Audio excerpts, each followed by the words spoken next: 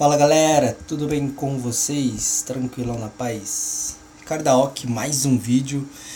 Desculpa um pouquinho a demora, né? Tá um pouco complicado aí separar tempo para gravar. É, Já vamos voltar aqui, né? Vou colocar em prática, né? Praticamente o primeiro ataque aí em guerra, né? Utilizando a nova, o nosso novo herói, né? O Colosso. Né, muita gente me cobrou. Infelizmente eu não consegui gravar esse replay aqui quando a guerra estava em andamento, ou seja, utilizando o próprio replay do jogo. Né? Acabei salvando aqui no meu dispositivo, né, para que eu pudesse, junto com, né, essa primeira utilização do Colosso em Guerra, né, tentar explicar alguns conceitos, né, que a gente utiliza nos nossos ataques, né, para que a gente tenha aí pelo menos um ataque consistente, né? Garantir 3 bandeiras, né? Falar que existe uma forma de atacar que sempre vai ser garantido 3 bandeiras, né? É algo que é praticamente impossível de você garantir alguma coisa. Porém, você fazer um ataque bem consistente, levar em consideração tudo aquilo que pode atrapalhar você dentro de um ataque, né? Pode maximizar, né, o processo aí, para que você consiga, né, na maior parte das vezes, ter sucesso, né, nos seus ataques de guerra. Então, tá pausado aqui o início do ataque, né? Já vou deixar bem claro que esse ataque meu foi um ataque espelhado. O que é um ataque espelhado? É um ataque de quando alguém da sua aliança já atacou essa base, né, e não foi bem sucedido. E aí a gente chama de ataque espelhado. Por quê? Porque agora a gente já tem o conhecimento, né, de o que tem dentro ali, naquele núcleo ali, naquele centro ali onde está tudo vazio. A gente sabe que tipo de surpresa está esperando a gente, né, debaixo da invisibilidade. Então a gente consegue programar muito melhor um ataque. Então a gente costuma dizer o seguinte, né, o segundo ataque, o ataque espelhado, né, a chance de você conseguir fazer 100% com ele é muito maior do que, lógico, quando você faz um ataque e aí você deixa com que aquele elemento surpresa, que é o que tem debaixo da invisibilidade, né, possa te surpreender ou não. Então, nesse caso aqui, vamos lá, deixa eu explicar alguns conceitos bem básicos. Ataque terrestre. Ataque terrestre, quais são as defesas que mais dão dano, né, para quem utiliza ataque terrestre? Né? Na ordem, a gente pode dizer bem simples, né? Chuva de fogo, né, com Strike Force, ela faz um estrago tremendo. Né? E depois, né, o canhão elétrico, justamente por quê? Porque ele dá um dano muito grande. Então, por exemplo, quem gosta de utilizar destruidores, né, praticamente um disparo de um canhão elétrico, né, leva um destruidor seu. Então, quando você parar e analisar que essas são as defesas que mais podem te atrapalhar, você tem que eliminar, né, na ordem, essas defesas que vão te incomodar. Então, por exemplo, quando eu olhei essa base aqui, eu já vi que estava visível, né, as 4 chuvas de fogo, ou seja, não tem uma chuva de fogo debaixo da invisibilidade. Deu para notar também que tem 1, 2, 3, tinha 3 bases de socorro aéreo visíveis, né, debaixo, ali nos cantos da base. Deu para notar também que tinha, em relação aos canhões elétricos, só deu para ver um canhão elétrico lá em cima, então, e também não deu para ver a base do canhão de ion. Então a gente pode imaginar o que? Né, que debaixo da invisibilidade iria estar 3 canhões elétricos, né, que é depois do nível 24, agora são 4, né, 4 canhões elétricos, possivelmente um canhão de ion e talvez mais uma base de socorro aéreo, né, porque 4 é o máximo permitido. Então, sabendo disso, né, por exemplo, se eu não tivesse o espelho, né, a lógica seria exatamente igual. Né, eu já poderia esperar debaixo da invisibilidade, isso que eu não estou enxergando, né, na primeira instância. Lógico, agora que a gente já tem o ataque espelhado, a gente já sabe também aonde está posicionado. E aí eu vou soltar o replay, eu vou mostrar o porquê que eu não soltei a nuclear lá no meio. Eu vim destruindo aquilo que mais poderia me incomodar. Então, A10 lá, destruí metade aí de uma chuva de fogo. Gastei um orbital gratuito para eliminar ela. Eliminar primeira base de socorro aéreo lá embaixo. Depois, né, mais um Hellfire numa das chuvas de fogo. aqui embaixo, outro A10 lá em cima. A gente tem que pensar o seguinte, o A10, né, ele não pode, você não pode utilizar 2 A10 ou 2 Hellfire e uma única defesa. Por quê? Porque é um excesso, né, você acaba gastando muito mais poder de dano do que o que você realmente precisa. Então, por exemplo, é por isso que a gente fala que é importante você ter o canhão. Vou até pausar aqui. É por isso que a gente fala que é importante você ter o canhão orbital gratuito, para que você faça esse complemento. Então, por exemplo, o primeiro disparo seu, né, deve ser um A10, onde você pegue, por exemplo, uma chuva de fogo e mais algumas coisas, por exemplo, coletor, produtor ou armazém de algum recurso, né, que daí você ganha um pouquinho mais de ponto de comando, né.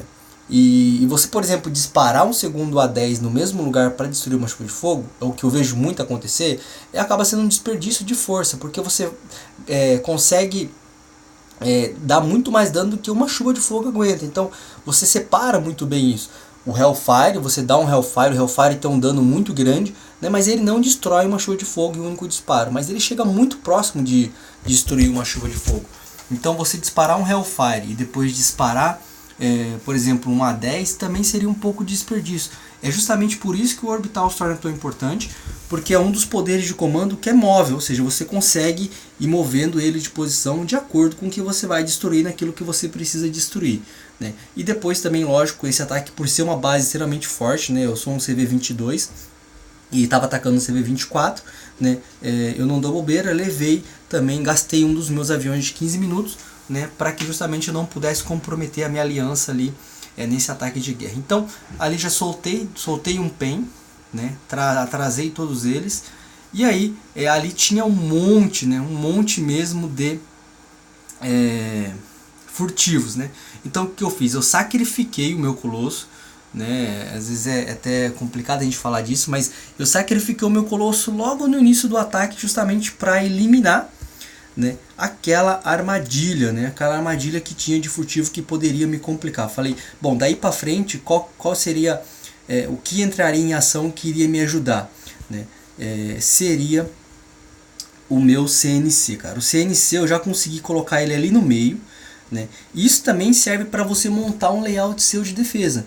Quando você deixa, por exemplo, canhões elétricos centralizados, próximos um do outro, se você pega alguém que domina, né, que consegue utilizar muito bem, por exemplo, um CNC, cara, isso é muito, muito positivo, porque você consegue com extrema facilidade dominar aí 2 ou 3 canhões elétricos, e isso entra a seu favor, ou seja, o dano do canhão elétrico passa a ser seu e ele dispara muito longe. Então você consegue aí causar muito dano na base inimiga, né, utilizando as próprias armas das defesas. Então vocês podem ver aí que não tem muitas tropas vivas ainda, justamente porque era uma base um pouco complicada. Todas as defesas estavam em alfa, né, o que também complicou um pouquinho mais. Então, mesmo para destruidor, é difícil você destruir uma defesa em alfa, porque a alfa, ao mesmo tempo que ela dá dano em você, ela se protege, ou seja, ela dispara nas balas que os seus destruidores estão disparando e se salva. Então, acho que o grande trunfo desse ataque, sem dúvida nenhuma, né, foi o CNC, que conseguiu aí anular pelo menos umas 4 ou 5 defesas, né, de forma muito eficaz, né? Então, se você ainda não tem a prática, o domínio do CNC, eu recomendo fortemente que você aprenda, né? Principalmente se você quiser, né, se tornar aí ter como prioridade, por exemplo, o ataque terrestre. Se você gosta do aéreo, aí sim não tem tanta necessidade de você aprender a utilizar o CNC. Mas eu gosto dos ataques terrestres, né? Você tem controle do que você está fazendo. Então eu acho muito bacana. Vou dar uma pausada aqui, só para a gente fechar o raciocínio ali daquela última base ali. Se fosse uma base, né, o pessoal fala, poxa, mas você com um CV-22 está conseguindo derrotar um CV-24? Sim, naquele caso eu consegui derrotar justamente porque foi uma base espelhada. E outro ponto muito importante, né, o adversário ele não havia colocado o Strike Force nas defesas dele. Porque se ele tivesse colocado, a base se torna muito forte mesmo, e aí é difícil você, um CV-22, né, com tropas em níveis 22, conseguir abater um CV-24 com Strike Force e também todo trollado. Trollado que eu digo assim, pô, eram 4 bases de socorro aéreo e todas as defesas cobertas dele estavam em alfa. E ele já tinha os 4 canhões elétricos. Então é muita defesa, realmente é muita defesa. Aliás, e ele ainda tinha o Colosso na defesa. Então é muita defesa, né, para uma tropa nível 22 aguentar. Não que seja impossível, né, dá sim, mas a chance de você conseguir fazer isso de 10 ataques você conseguir fazer 2 vezes. Então é muito pouco. Bora aqui para um segundo replay. Se eu não me engano, esse aqui acho que era um CV-20... 23, né, 23 já tem a torre alfa, né, me desculpe aí, né, tá sem áudio, mas não, eu resolvi gravar sem áudio, justamente porque eu queria explicar, detalhar um pouquinho mais do que eu estava buscando nesse ataque, e aí o padrão é exatamente o mesmo. Esse também é um ataque espelhado, eu já sabia, já foi uma base atacada, né, anteriormente pelos membros da minha aliança, e eu já sabia exatamente o que tinha debaixo daquela invisibilidade. Mas, por exemplo, vamos supor que você esteja iniciando um ataque, você é o primeiro a atacar essa base, né? Você tem que bater o olho e entender exatamente o que está faltando ali no geral da base, para você saber o que vai te esperar debaixo da invisibilidade. Então, por exemplo, tinha uma chuva de fogo ali do lado esquerdo em cima, onde eu já destruí. Você viu que eu destruí com um A10, né? Tem outra chuva de fogo embaixo, outra chuva de fogo na direita, e aí tem um núcleo ali vazio, né? A gente sabe que a invisibilidade está ali. Então, o que está faltando? Uma chuva de fogo, ia estar lá. A gente não está enxergando, aliás, a gente está enxergando 3 canhões elétricos. E aí, o canhão de ion a gente não está vendo, e talvez uma base de socorro aéreo.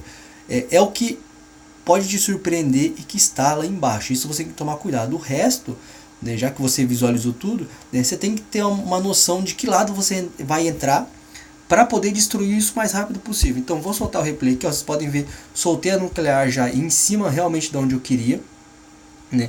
E dei bastante dano, né, numa das chuvas de fogo. E de novo a mesma coisa, ó.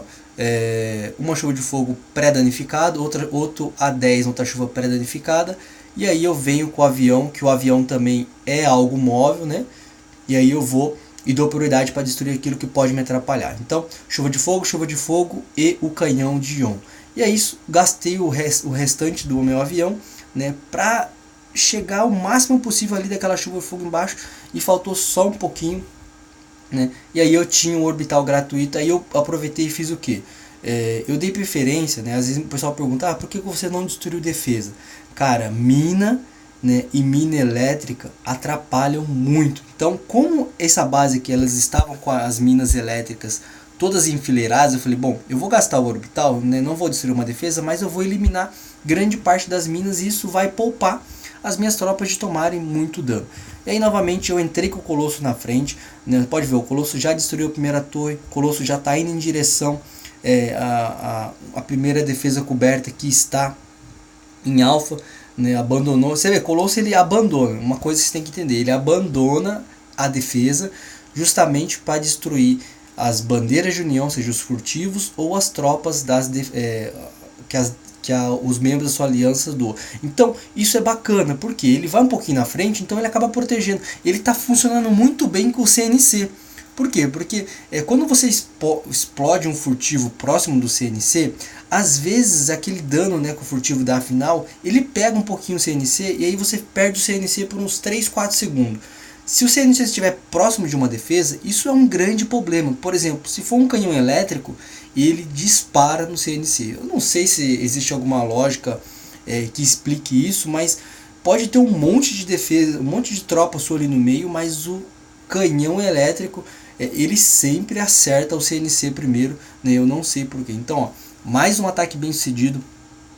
Um ponto, né, que a gente tem que ressaltar, que foi muito bacana, apenas 2 tropas perdidas, né? E a gente está com um CV-22, né, atacando um CV-23. Então, mas é uma diferença pouca. É pouca, mas por exemplo, a gente tem que entender. Muita gente fala assim, eu não consigo atacar CV superior.